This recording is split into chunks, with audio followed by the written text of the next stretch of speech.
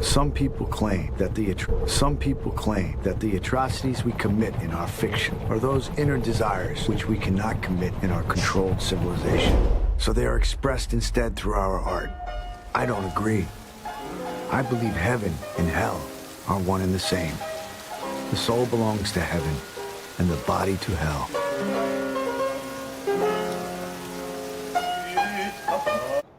Welcome back to the Blasphemous Cinema Podcast. I'm your host, Jake, and with me today is, of course, my trustworthy co-host, Addison. How are you doing today, Addison? I'm good. Good to see you. Yeah, it's good to see you, too. We are back to discuss 2009 giallo film titled Amer, also known as Bitter in English. Directed, I don't know if you knew this, Addison. Did you see what the director's dynamic is? No, what's the dynamic of them? They are husband and wife filmmakers and writers. Oh, cool. That's awesome. I literally just realized that as before we got onto this call. So it's directed by Helene Catet and Bruno Forzani. Not getting the pronunciation right on necessarily for You might those, have but butchered it. yeah, for sure. But that's not our strong suit here. No. Amour is one of the most unique giallo films I think I've seen, and probably you've seen. It's definitely up there. It's Um, it really impressed me. It reminded me mostly of like Mario Bava stuff. mhm. um, I didn't really know a ton about this movie going in, and it ends up being this kind of like a three-parter, essentially. Not Yeah, it's necessarily. definitely a three. It's not um, told to you in three acts per se, but it is three distinct parts following our lead character, Anna, um, as a child, teenager, like becoming an adult, and then adulthood. Yeah. And it's a journey of her um, her sexual what's the word for it? I mean, I would say the whole movie is like analyzing her sexuality. Yes, Like it's yeah, a psychosexual film, but it's like analyzing. It's telling you exactly where her obsessions and fantasies lie, and you actually see where they start, like with the childhood mm, part, which yeah, is crazy. I've never seen a movie really told like this because usually when you have a psychosexual film, it's something like Eyes Wide Shut or something. But this is kind of like entirely a subconscious movie. um, very little dialogue. Yeah, I mean, the script has got to be like 6 pages, maybe less. Yeah, um, so what we have here is a super experimental giallo film that I was saying probably 15 minutes into this, I'm like, holy shit, this is incredible. Yeah, Yeah, halfway into it, I'm like, dude, this is amazing. Um, left, like, yeah, that shit was incredible. Um, I'm kind of teetering on some scores right now, but how did you feel walking out of it? I loved it. I mean, I'm pretty close to probably like 4.5 out of 5 score Yeah. probably, which is funny because the first film I watched by these two filmmakers was Let the Corpses Tan, and Oh, okay. I was like, it was good. It was interesting and stylistic, kind of like this, but I thought it was much more bare bones and not Uh, nearly as layered as this one is. But it kind of does the same thing where it's like an art house Italian yeah. stylistically chosen film. It's one of those things. But yeah, I think Amer is great. Okay. Awesome. Yeah, so we're on the same page. That's great. Oh yeah, I it's mean, incredible. even when we're It literally feels like the whole movie feels like it's reality and fantasy happening simultaneously yes. the Yeah. whole time. yeah, and it's it's like you're living in like a glimmer of both of them, like Yeah, it's like they're both witnessing happy. it. Yeah, it's very interesting in what the directors accomplish. Like it's a directional powerhouse, editing powerhouse, sound design, um, cinematography. Um, The sound design's insane. yes. So off the bat, we get this. As soon as this happened, as soon as this is like kicked it off, I was like, I knew we were in for something like pretty tasty. We get this Yeah, like 3 panel montage at the beginning, you yeah, the know, opening. for the opening credits, and it's like highlighting like ultra close ups are essentially like a mainstay throughout this whole film. But like Yeah, you're getting like these like ultra close ups of like sweat and everything, and you're automatically just like, you know, settled in to like just like the body of the film itself yeah, almost. because you get the exterior shots of the mansion and stuff too, and then Yeah, like just extreme close-ups of the gate and like flowers, and then you get the extreme close-ups of the eyes of yeah, people, and then the sweat, like you said. It's very, very feels kind of Argento. yeah. I mean, automatically we get less than 10 minutes into this movie and it automatically feels like an authentic um signature giallo. Yeah, It's perfectly replicated. Like everything I would say from the genre is like on display and executed well within that first act. Um, you want to go.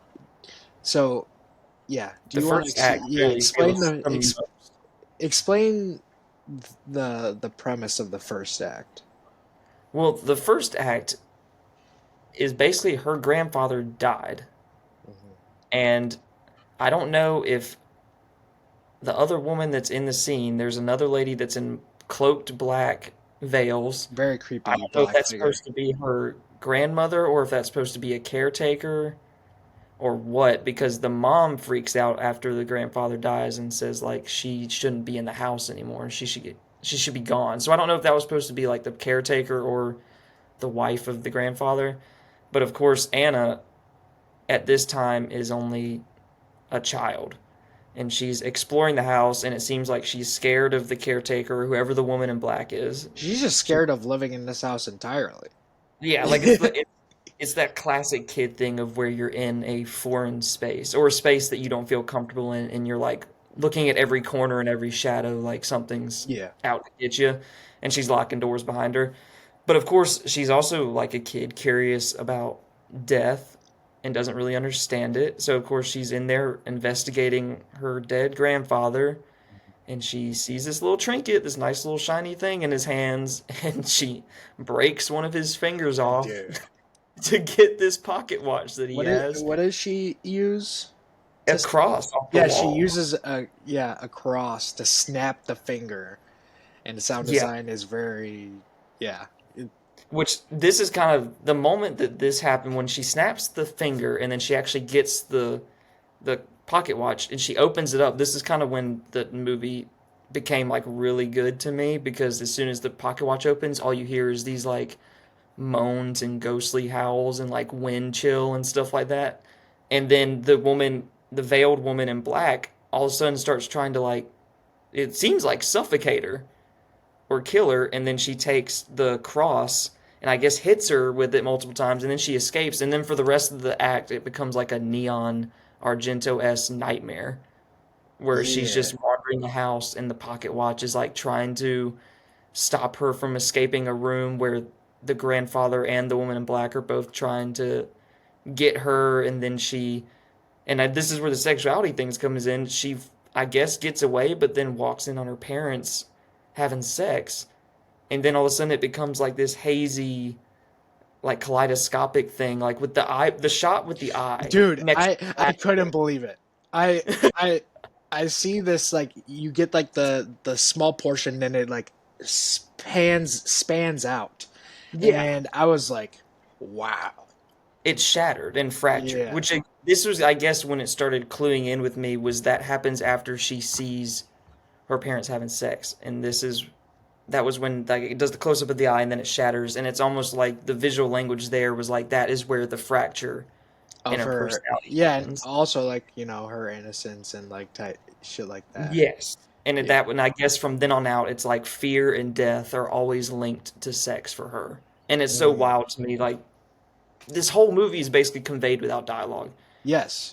And it's just crazy that as film being a visual medium, you don't really see this that often where people are able to convey stuff like this so clearly. And now that we're talking about it, that like this reminds me of like how Denis has been saying like for a while now. He's like, I really just want to make a movie with no dialogue, Yeah. like and everything.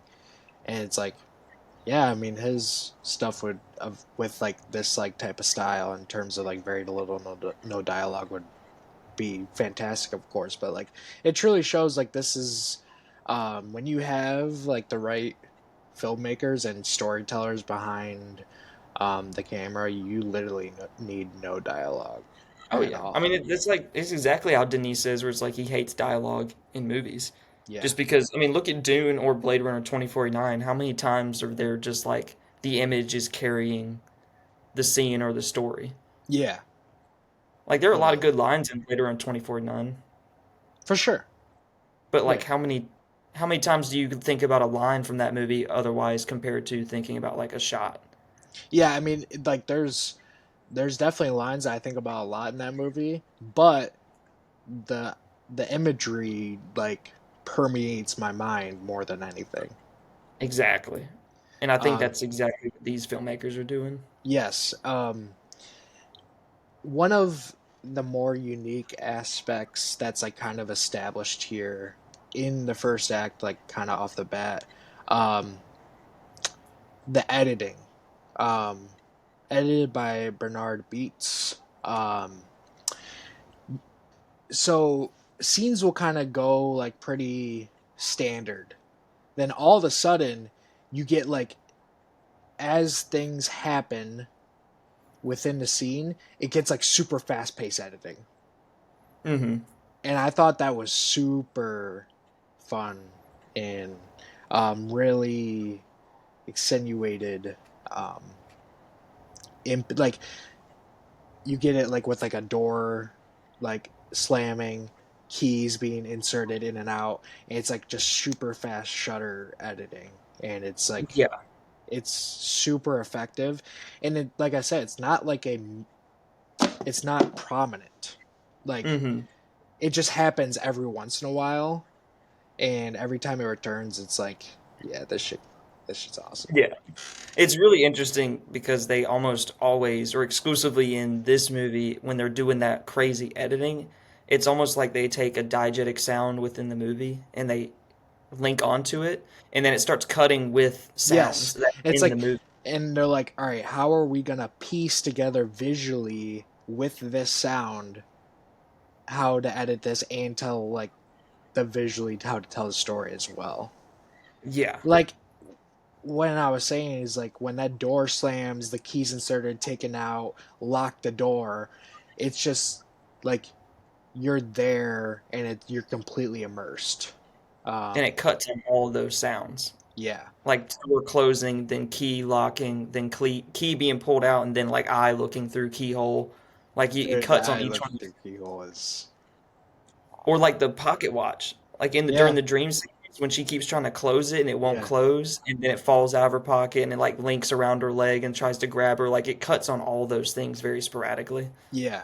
Um, and this is also kind of just where I realized like there is literally intent behind every single shot.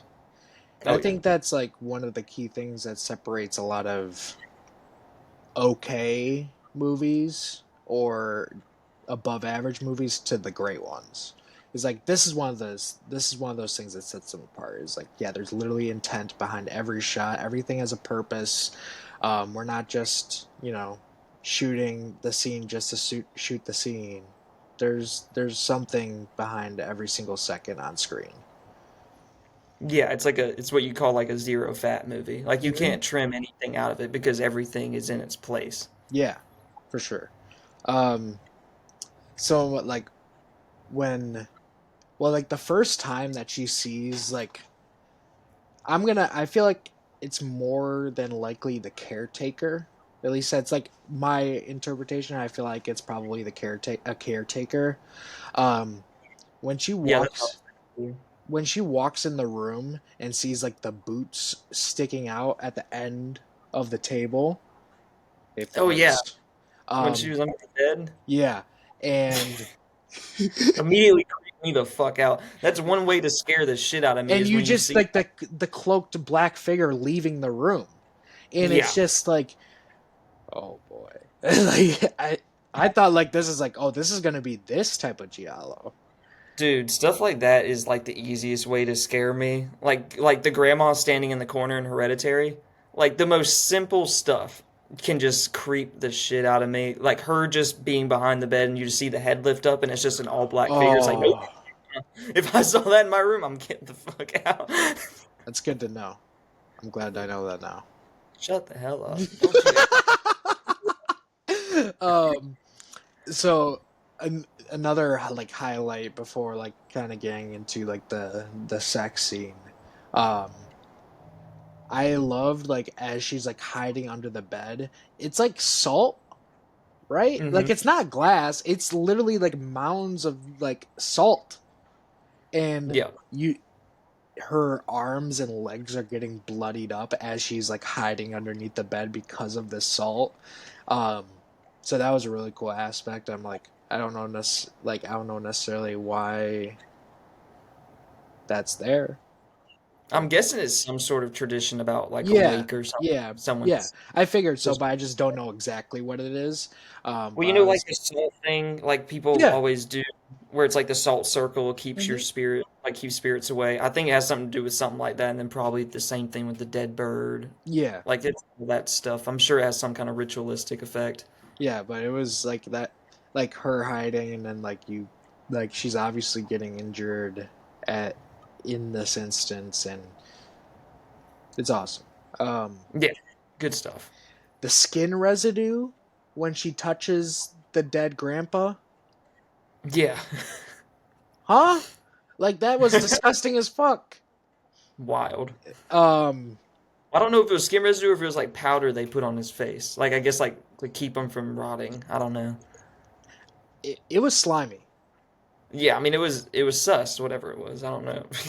and like yeah, just so like obviously it's not like super high budget or anything, but like whatever they used for that and like to sell it and everything was it irked It me. worked. Yeah, It worked.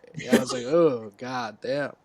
um, but yeah, when she the sex scene that she stumbles upon with her mother and father, um,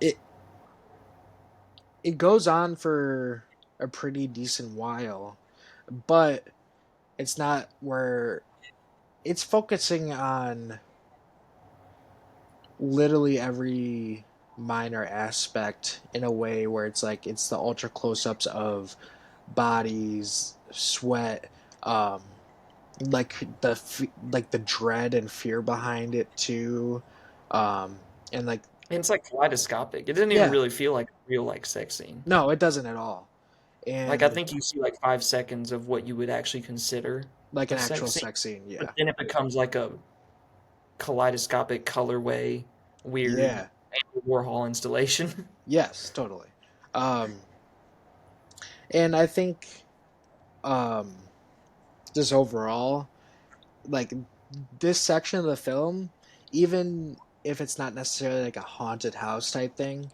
this like totally sold like the creepy house vibe for sure. It Like felt I like an Argent. It felt yeah like Inferno, like when she's in the going underwater and all that. yeah I definitely did not want to be in this house. It looks awesome, but like I don't want to be in there. Yeah, pretty house and until you get the neon nightmare going on. Yeah.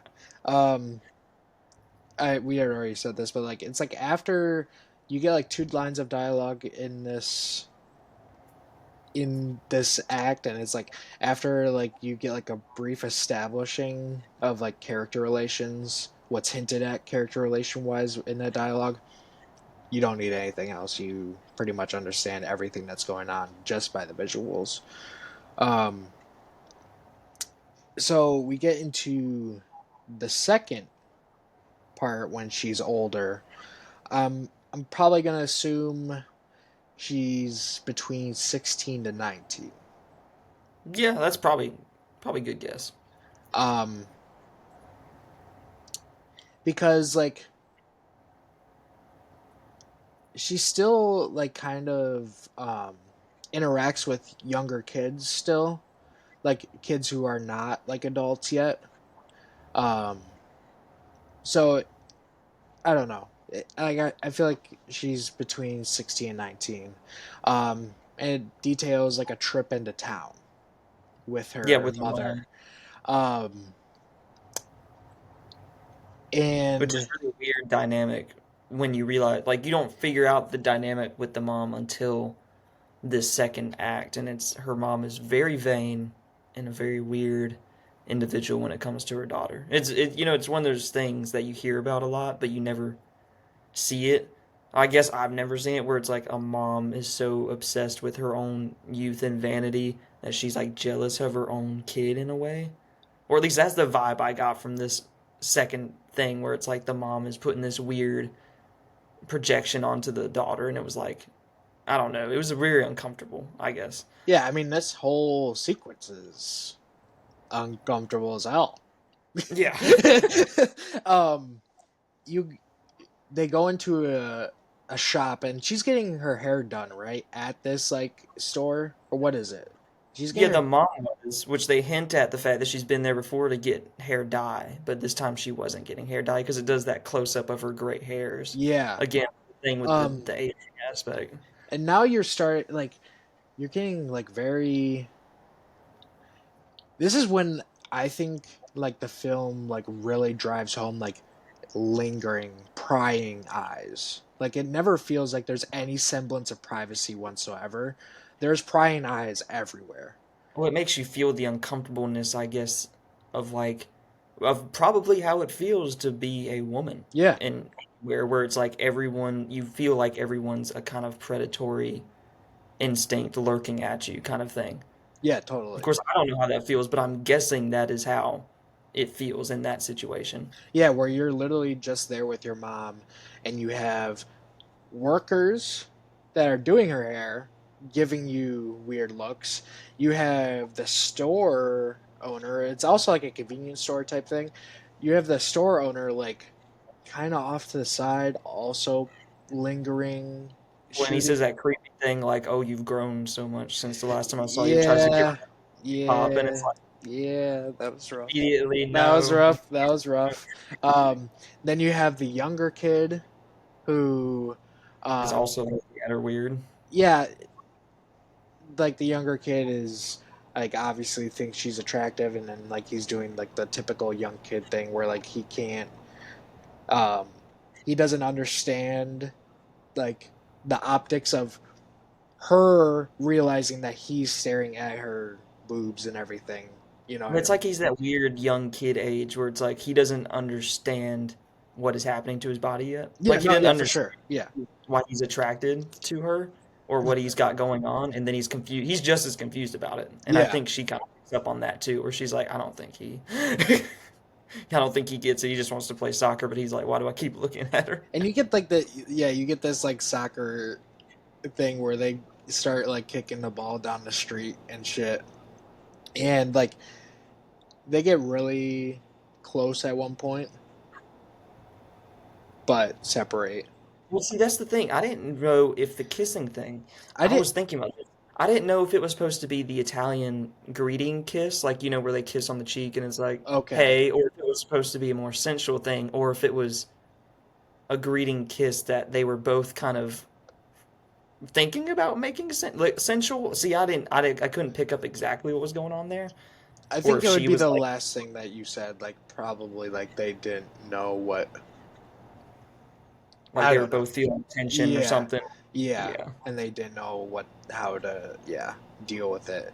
Um, Which you have the scene with the guy in the Ferrari too at the very beginning, like before they even get into town when they're walking, yeah. which was Oh also yeah, really I forgot about that mom. too. Um, That was the suspect thing of the mom, where she's like trying to hold the daughter's hand and be like motherly to her until the nice Ferrari car starts driving around. Then she hands the daughter the basket and like unbuttons like a top button and tries to stand in the way of the daughter for the guy to so try she to can get the like attention, yeah. yeah. But then the guy notices the daughter, and it's like again one of those weird things where the mom was like, Yeah. And um so now that the soccer stuff is over, um we get an insanely uncomfortable scene. yeah, with uh the motorcycle gang. so she ends up like on like near like a cliffside essentially on the She outskirts was of town. chasing that soccer ball. Yeah. And there's not just like one or two bikers. There's like a whole motorcycle gang fixated on her. Um, and it's like constant cutting between focusing on her body, and the eyes from the motorcycle gang. Like and then obviously you're getting like the motorcycle gang, like you're getting close ups on like on how much everyone's sweating, the heat, and how oppressive this environment Extreme is. close-ups of like mouths and stuff too, Yeah, mouths um, and eyes. yeah, and Again, the predatory thing. yep, and like it's definitely like you're the way it's like pieced together, like what you're kind of saying, like it's like it's pieced together in ways with other shots of like her body and everything. So it's like, yeah, it's just driving home the very predatory thing, and it's like, it's not just one person; it's literally multiple people, and she's just like in this situation, and And you can't tell where she's walking either. The way it's no, cutting. At first, you can't tell where she's going. And then you realize she's walking back to her mom, and then the mom just fucking slaps her. Because yeah, she the thinks I was she's like saying, trying to get the attention of the biker gang. yeah, and she slaps her, and the biker gang's just there to witness it happen, and they leave. Yeah, I mean, it's such a weird. The whole thing is such a weird situation with the mom. Yeah. Where it's Uh, like the mom blames everything on the daughter, but mhm. nothing on any of the men in the town.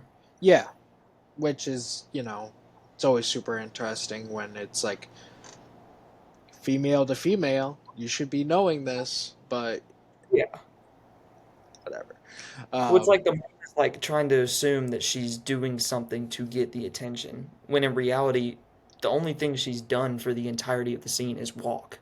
yeah, yeah, Like, I mean, in all actuality, what else did she do in that entire second half of the movie other than walk and then chase the soccer ball? yeah, But the exactly. mom just immediately kept being like, "You're doing Assuming, something." yeah, yeah.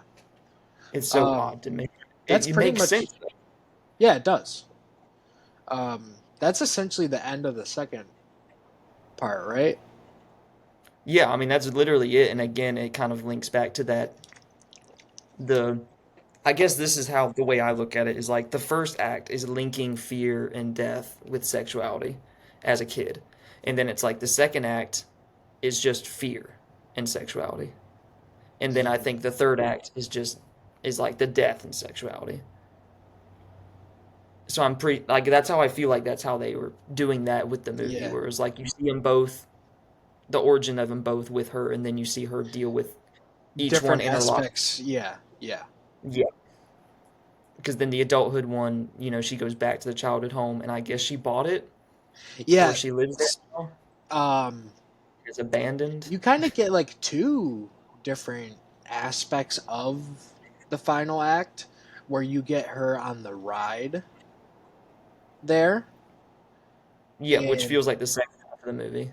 yeah, and then you get like the actual like killer chase sequence type shit. um Yeah, the so black leather of yeah, giallo vibe of. So the drive there, um, so she's an adult now, and she's taken like a taxi essentially, like that's what it seems like. Yeah, Yeah, it's it's a it's a taxi. taxi. Yeah, and I loved the. This is the part where you get him like strapping up the leather gloves, right? Yeah, where he's smoking a Yeah, cigarette when outside the he's smoking taxi. a cigarette, and then like he puts on his black gloves and he's like strapping them, and it's like perfect like the first time essentially. That was awesome. How many Um, takes did you have to do for that, my guy? probably a bunch, probably a bunch. Um, so like the taxi ride is super.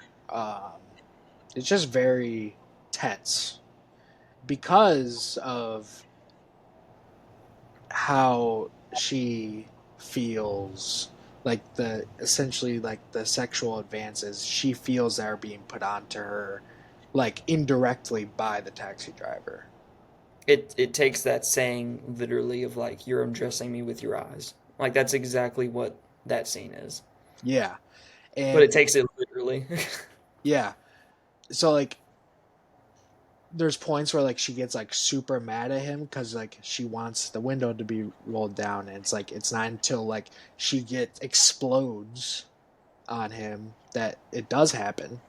She leans out the window, and like yeah, you get like again like that super fast paced editing of where the visually where you get that saying of like visually undressing someone, and it happens in the very quick cuts and everything, and then it abruptly ends with like the end of the taxi ride, Hmm. and very brilliant stuff, like just awesome, like Well, the way that is like edited specifically is incredible. How it yeah, like her clothes seem to be being ripped off with the wind of dude, and like him looking through the rear view mirror, and as soon as it completely rips off, she like comes to, and then the taxi rides over. yeah, and that kind of goes into like just the overall film where it's like you do feel like you're in reality and fantasy at the same time, and this little portion is like the perfect example of that, where like as like her clothes are ripping, I felt like that's what was actually happening. Yeah. Then it's like, oh no, okay, yep, right. um so then she arrives at her childhood home, and no one's living there anymore. um It's abandoned it's for sure. abandoned, yeah. And I don't know why, like, by herself in this abandoned mansion she decides to take a bath. I mean, I don't know, like, I don't understand a lot of the stuff that she was doing. Like, I don't know why you would buy a big ass mansion like that for yourself, anyways. There's so I much literally space. put down my notes, already taking a bath in this house, like what are we doing? She walked out for a minute too, and just like saw nothing in the house, and all she has is like one bed and like a wardrobe, and then she was just Yeah, like bathtub candles. It's like, oh, at I would night not. in this abandoned Yeah, house by yourself. and then don't forget you already had the creepy ass trash people come and pick up the stuff that she was throwing off to the dump Yeah, when she was moving in, and they were giving her the weird, creepy looks too. And it's like I would not be feel comfortable, safe being there by myself after I just saw those two guys looking at me like that. First of all, absolutely not. um so I didn't know if I picked up on this correctly or not. There's a point where there's a shot on a statue, and it looks like there's real eyes attached to the statue, essentially, where it's like not the actual statue's face, where it looks like actual human eyes. Did you notice that at all? it's from that picture that was in the hallway. She walks past a picture in the hallway, and the eyes are gouged out. And But, then someone put the eyes from the picture on the statue. I don't know if it was her. so I did know. Okay, okay, so I did get Yeah, some. Okay, we don't know if it was her or not because the movie doesn't really tell you if there really is a killer. You kind of it kind of leaves it vague you don't really know if she's going through a manic thing or if there actually is a killer there. So I don't know who put the picture eyes on the statue. But I noticed that I was like, oh, I thought I was like, oh, that's a nice little detail. Yeah, And it looks awesome. The yeah, shot does because it does that hard zoom on the statue, and then later on, before all the shit hits the fan, it does the hard zoom again. But now the picture eyes are on there. yeah. Um, so I just think at this point, it's like this film is just doing a great job at keeping your mind like running at 100 miles per hour. Oh yeah, because It's usually a movie with no dialogue, you would get bored. yeah, it's just like it's. I wouldn't say demanding necessarily, but like it's definitely requiring you to analyze every intentional shot. Yeah, it wants you to pay attention, which I appreciate. Yeah. Um.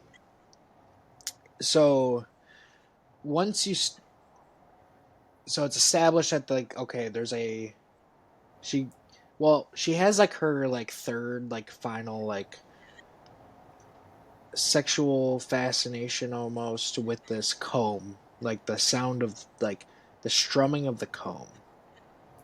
Yeah, Um, and as this is happening, you it's established that there's a possible killer like on the grounds. yeah, lurking around Yeah. Um, supposedly. and so like during this whole sequence, you're kind of getting those strums of the hair comb throughout too, which I really appreciated. Um, but there's also another guy on the grounds as well, Yeah, the taxi driver. the taxi driver. Um, so one of the best torture deaths I've ever seen in a movie Of him. of him. Yeah, it's crazy, and I feel like that's the only reason I have a hard time definitively saying that there is a killer in the movie because she almost gets drowned in the tub Hmm. by the shadowy figure Yeah, that's supposedly the killer. And then she gets out and gets dressed and then is like calm looking out the balcony again, yeah, wondering who is going to come. And I guess I don't know if she's waiting for the taxi driver or what, if she actually was assuming that he might show up or not. And then all of a sudden, the sun starts going down and then she starts seeing this figure again. And then all of a sudden taxi driver's there again. And then you see someone putting on leather gloves. And then you find out she has on the leather gloves. So it's one of those things where it's like I don't know if this is the thing that they were hinting at the beginning with the fractured glass shot where it's like she has a split personality thing that is kind of broken with her sexuality and the implications of that, or if it is like an actual hmm, being there. yeah. It's I think it's very, fascinating though, either dude. way. It's super fascinating to think about because, like, I feel like you can probably go in a couple different directions with it, and I think a lot of them are valid. Yeah. Um, but I want to like, so the torture and death of the taxi driver. Um, so it's like the shaving blade, like cutting up his face, but like you're getting like these close-ups of it going across his face and going across his teeth. Yeah, which is a wild thing Dude, because you see that before with her. yeah. Like when the taxi driver finds her, she's like in the bushes touching herself, Hmm. or the killer's touching her. Yep. We don't know. Yeah. But the thing has the straight razor in her teeth. And then when the taxi driver interrupts it is when he gets slashed. And that's what I'm saying. It's so weird to think about. Yeah. Like you don't know if there's two or one Yeah. going on right now. So like you get like a couple of shots of like doing these slashes across the face, and it's going across the whole way. And I loved the one of my favorite shots is like the close up of his tears and tears as it's happening. Then like the sweat hitting the Mhm. blade.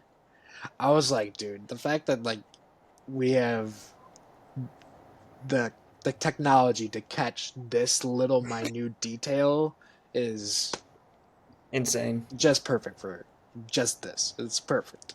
Uh, And then you have that one shot where they like pick up the tear with the straight razor and then cut him with it. And I was like, oh my God, that's demented. Then you get, oh man, this was The switch. like, yeah, you get the switchblade shot. That dude, I can't believe like I haven't seen like kind of something like this up until this point, but like the Adam's apple.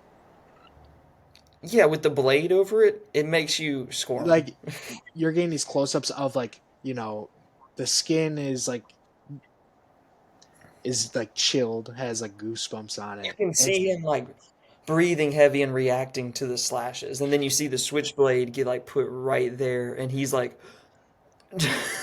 dude, like like trying to pull away from it, and it this just is makes your skin crawl. this is all-time shit. This scene right Oh here is yeah, all-time shit. it's good Um giallo stuff. and once the kill happens, like it's like all the flaps of like the incisions like go out, And right? the stab Yeah. in the neck, Yeah. like Yeah. just shoots out blood, and then all the slices just like like a wind Yeah. blow. Just Yeah. it's crazy looking. Yeah. Um One of the coolest deaths I think you could mhm. possibly think of. Which this is probably my primary use of evidence that I don't think there's a killer is that in the first act when she goes through her manic state after she Yeah. sees them having sex and everything, she gets woken up by her dad. And like the camera is like only showing half of her face. And he's asking Anna like, "Are you okay?" And then after the taxi driver is killed, she's waking up again with just half of her face on the screen with like Very a little yeah. blood dot right there. And I was like, okay, so I think she was having another like manic episode type thing, and that probably started, and then she like went into a frenzy. And that's really my biggest. That's probably my biggest piece of evidence of why I don't think there's a killer, and that it's actually her, because it shows her Yeah. take off the gloves too.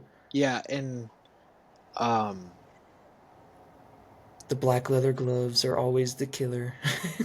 I there you get those like couple of cool shots with the black leather gloves in like different neon lights. Yep. That was really cool. Because Uh, you see the taxi driver walking before he's getting killed between like parts of like the mansion, and every time it goes through a threshold and turns to black, you see another like leather glove being put on with the yeah. neon light. It's like they're cooking. Yeah, they're cooking. Um yeah, and I think it's with how her childhood played out and just the natural fear of just her living as a woman in this world possibly just made like her like trauma and just like her manic state even worse. Hmm. Like full on like I'm being stalked by a killer, like levels worse, you know what I mean? Like It's like she got all of her triggers hit at one spot. Like the prying eyes, something she dealt with as a kid. yeah. Whoever the caretaker, whatever, always looking at her through the keyhole. Then death, and then fear, and then she just got all of that shit leading up to when she's alone in a dark, big ass mansion, which was also her childhood home, which could also be a trigger, the location. And it's like it just sent her down into a spiral, I guess. Yeah. Um how do you feel about the ending? I loved the ending only because as soon as it happened, I kind of thought about it and I was like, that's kind of the ultimate way to end it is that since she links everything, including death, to sexuality, and then it ends with her being dead. Mhm. And then it's almost like her body was still getting pleasure out of the coroner cleaning her body and stuff. And it's one of those things where I was just like, that's just crazy to think about, where it's like her body is like so linked to that, where it's Yeah. like almost muscle memory for her. Yeah. And also, in like, also, I think it's French culture or something, but they call an orgasm in like French or something like a little death Mhm. or something like that. I might be getting that wrong, but I don't know. That immediately made me think of that. I like off the cuff, I was a little conflicted, but as like soon as like I was like 10 minutes like out of this movie. I was like, ah, that was pretty incredible. And I It's started kind of thinking, fire. yeah, it's pretty great. Um, so I mean, that's. Do you have any like honestly? Those were like I felt like I covered everything I wanted to talk about this movie. Do you have any other notes that you kind of wanted to touch on? I think I touched on everything. I mean, it's really just it all links back to those same things that they basically all showed you from the get-go, from the very first act. And it's Yeah, like it just basically going through it all. I don't know. I just think it's a really clever movie. it I is think it's super really clever. clever, and I've never seen a movie like that. And I love watching movies like that where it's like I've never really seen anything like this. Yeah, I'm either going 4.5. I think I'm gonna go 4.5. That's probably where I'll be also. Yeah, I'm glad that we're like literally right on the same note about this. I mean, I'm glad Yeah, that either way, you know what I mean? But like, it's awesome that we're like literally right on the same page about this. Um, rarely happens with us for a movie that we agree with the exact score. yeah. Yeah. That's not a bad thing. No, it's not. No, it's not. But it's just It's good to have opinions. it's like there's so many movies that we both love, and like we bond over and everything. But like you're right, like the score is like sometimes like not often in the same place. So it's just funny to think about, you know. Keeps it interesting. Yeah. Um. So that was Amour. Amer, my So southern accent, Amer. I wanted to throw out some possible ideas I've been thinking of. So like once we get to the end of the season, Yeah. I think it would be pretty fun to do a tier list of the movies we watched during the season. What if we did an ultimate tier list where it's a tier list of both seasons? Okay. Yes. Since we don't really cover that many because we do like monthly, Yeah. we could honestly probably cover all the movies Yeah, we've yeah, we can watched. do that. But like I think that'd be fun at like the end of the season to do that. That would be fun. Yeah. I would love that. Um so that's like definitely one of the things I think I wanted to do when we get towards the end of the season. I don't know necessarily like do you remember what we were kind of throwing out like in terms of like how long seasons were going to be? I'm trying to remember how long was the lat. Let me see. I can't remember exactly. Let me go down. Let's see. This won't take long. Let's see. One, two, three, four. Shit. Hold on. I'm looking for our next pick right now. 11, 12. Does it tell you when season 2 starts? It should have the title there. I can't remember when we started season 2.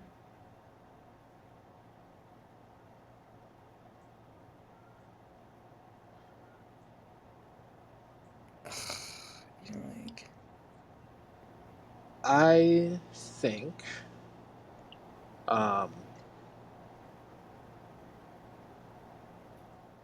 oh, okay. I see what you're talking about. It looks like we did like we it looks like we did 35 episodes and then went to season 2. yeah, but I knew like we had discussed making season 2 like a designated amount, and I can't remember exactly. We'll figure that out. But I mean, we could go to 15 because this what would do be we already? 14. This would be 14. I think let's get another pick and see where we're at. Actually, if we did 32, if you just wanted to half that, we could do 16 per 16. season. That works. So we could have Um, this one, then another one, and then 16th would be the tier list. yep, I like that. Cool. I'm having quite the time here. Ooh, I know what Quite the time. I know what I want to watch, and that's I don't know. Have you seen Suicide Club? No, but I actually just heard about this movie. I just heard about it because of Meat Canyon. Because he was talking about Martyrs, which we already saw, but he was Yep. also talking about Suicide Club or something like that. Yeah. So yeah, So we're gonna sounds do two direct and made in 2001 by Sion Sono. Also made. Wow. They also made Prisoners of Ghostland. I never saw that, but that's they made that anti-porno love Prisoners of exposure. Ghostland. Is that the one with Nick Cage? Yeah, so it's very Oh, interesting. Yeah. that is an interesting movie. So we're gonna do Suicide Club. For some reason, like this has like just been popping up a lot for me recently. Like I remember like going to convention, just like seeing it there. I'm like, oh yeah, I definitely want to do that soon for um, the podcast. So that's what we're gonna do.